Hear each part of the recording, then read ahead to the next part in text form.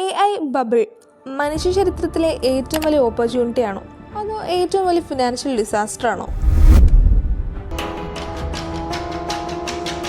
2026 June 25 ആ ദിവസം ലോകത്തിലെ ഏറ്റവും ശക്തമായ കമ്പനികളിലൊന്നായ ആപ്പിൾ ഒരു ഡിസിഷൻ എടുത്തു. ഒരു പുതിയ ഐഫോൺ ലോഞ്ച് ചെയ്തില്ല, ഒരു പുതിയ മാക്ബുക്ക് ഇൻട്രൊഡ്യൂസ് ചെയ്തില്ല. പക്ഷേ മാക്ബുക്ക്, ഐപാഡ് പ്രോ, ആപ്പിൾ ടിവിയുടെയൊക്കെ പ്രൈസ് 54% വരെ വർദ്ധിച്ചു. ഇത് ഒരു സാധാരണ പ്രൈസ് ഹൈക്കല്ല, കാരണം ആപ്പിളിൻ്റെ തന്നെ ചരിത്രത്തിൽ ആദ്യമായാണ് വർഷത്തിൻ്റെ ഇടയിൽ പ്രൊഡക്ട്സിൻ്റെ പ്രൈസ് ഇത്രയും ഇൻക്രീസ് ചെയ്യുന്നത്. അതിലും ഞെട്ടിക്കുന്ന കാര്യം, ആപ്പിൾ തന്നെ പറഞ്ഞു AI ബൂം ആണ് ഈ പ്രൈസ് ഇൻക്രീസിൻ്റെ പ്രധാന കാരണം. AI ഒരു ആർട്ടിഫിഷ്യൽ ഇൻ്റലിജൻസ് എങ്ങനെ നിങ്ങളുടെ ലാപ്ടോപ്പിൻ്റെ പ്രൈസ് വർദ്ധിപ്പിക്കും? അത് മനസ്സിലാക്കണമെങ്കിൽ ആമസോൺ, മൈക്രോസോഫ്റ്റ്, ഗൂഗിൾ, മെറ്റ ഈ 4 ടെക് ജയൻസ് ചേർന്ന് AI ഇൻഫ്രാസ്ട്രക്ചറിലേക്ക് ഇൻവെസ്റ്റ് ചെയ്തത് വെറും $90 ബില്യൺ ആണ്. 2026 ആ ഇൻവെസ്റ്റ്മെൻറ്റ് $725 ബില്യൺ വരെ എത്തി. ജസ്റ്റ് ഇമാജിൻ, വെറും 6 വർഷം കൊണ്ട് 8 ടൈംസ് ഗ്രോത്ത്.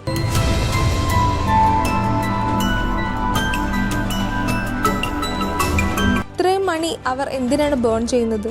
ഫ്യൂച്ചർ മുഴുവൻ AI ആയിരിക്കും. Every big bubble starts with a great story. ഇപ്പോൾ ഒരു സിമ്പിൾ എക്സാമ്പിൾ, നിങ്ങൾ $10 ബില്യൺ ചെലവഴിച്ച് ഒരു ഫാക്ടറി ബിൽഡ് ചെയ്തു.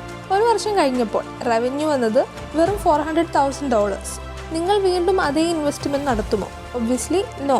പക്ഷേ ഇന്ന് ബിഗ് ടെക് അത് തന്നെയാണ് ചെയ്യുന്നത്. AI ഇൻഡസ്ട്രി എല്ലാ വർഷവും $650 ബില്യൺ റവന്യൂ ജനറേറ്റ് ചെയ്യണം. റിയാലിറ്റി എന്താണ്? ഓപ്പൺ AI, ആന്ത്രോപോയിക്, ജെമിനായി എല്ലാം ചേർന്നുള്ള റവന്യൂ ഏകദേശം $75 ബില്യൺ മാത്രം. അതായത് AI ഏൺ ചെയ്യുന്ന ഓരോ $1 ടെക് കമ്പനീസ് സ്പെൻഡ് ചെയ്യുന്നത് $9 to $10 വരെയാണ്. ഇവിടെയാണ് ബബിൾ തിയറി തുടങ്ങുന്നത്. പക്ഷേ ഈ സ്റ്റോറി ഇത് നമ്മളുടെ പോക്കറ്റിനെയും ബാധിക്കുന്ന കഥയാണ്. AI ഡാറ്റാ സെൻറ്റേഴ്സിന് ഏറ്റവും കൂടുതൽ വേണ്ടത് memory chips. Samsung, SK Hynix, Micron ഈ 3 കമ്പനീസ് അവരുടെ പ്രൊഡക്ഷൻ്റെ ഭൂരിഭാഗവും AIയിലേക്ക് ഷിഫ്റ്റ് ചെയ്തു.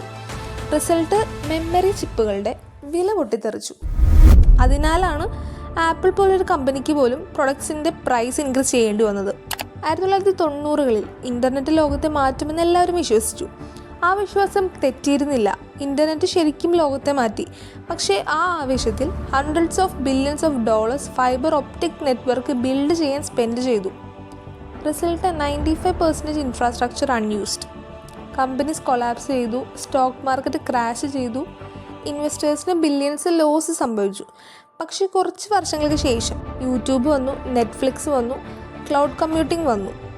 ഒരിക്കൽ വേസ്റ്റായെന്ന് കരുതിയ ഇൻഫ്രാസ്ട്രക്ചർ മോഡേൺ ഇൻ്റർനെറ്റിൻ്റെ ബാക്ക് ബോണായി. ടെക്നോളജി വിൻ ചെയ്തു. പക്ഷേ ആദ്യമായി ഇൻവെസ്റ്റ് ചെയ്ത പല കമ്പനീസും സർവൈവ് ചെയ്തില്ല. അപ്പോൾ AIക്കും അതേ വിധി തന്നെയാണോ? Honestly nobody knows. കാരണം NVIDIA, മൈക്രോസോഫ്റ്റ്, ആമസോൺ, ഗൂഗിൾ ഇവയെല്ലാം ക്യാഷ് റിച്ച് കമ്പനീസാണ്. പക്ഷേ ചരിത്രം ഒരു മുന്നറിയിപ്പ് നൽകുന്നുണ്ട്. Every great technology creates great optimism.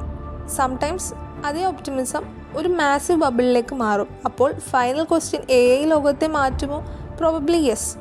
പക്ഷേ ഇന്ന് AIക്ക് നൽകിയിരിക്കുന്ന $1 ട്രില്യൺ വാല്യുവേഷൻ 5 വർഷങ്ങൾക്ക് ശേഷവും ജസ്റ്റിഫൈ ചെയ്യാൻ കഴിയുമോ? അല്ലെങ്കിൽ ഹിസ്റ്ററി ഇതിനെ the greatest AI bubble ever created എന്ന് വിളിക്കുമോ? Only time has the answer.